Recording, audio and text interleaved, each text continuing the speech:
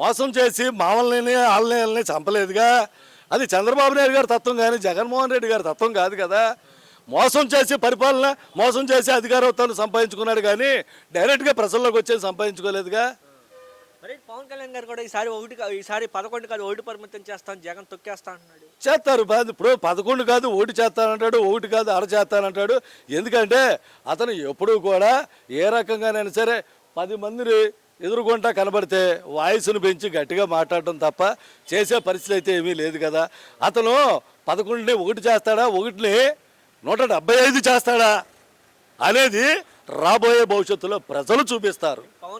జగన్ గారు పులివెందుల్లోనే ఓడిపోయాడు ఉప ఎన్నికల్లో, జడ్పీటీసీ ఎన్నికల్లో. ఇక ఓడిపోతాడు, పులివెందులో కూడా ఓడగొడతాం అంటారు. మరి 2 సార్లు అతను ఓడిపోయాడుగా, దాని పరిస్థితి ఏంటి? 2 సార్లు అతను ఓడిపోయాడు కదా. 2 సార్లు అతను ఓడిపోయే మోడీ దగ్గరికి వెళ్ళో లేకపోతే ఇంకోళ్ళ దగ్గరికి వెళ్ళో ఇంకోళ్ళ దగ్గర కన్నీరు కార్చి ఒకళ్ళ పంచలు చేరితే కానీ అధికారంలోకి రానటువంటి వ్యక్తి, ఈ వ్యక్తి జగన్మోహన్ రెడ్డిని ఎలా ప్రశ్నిస్తాడు?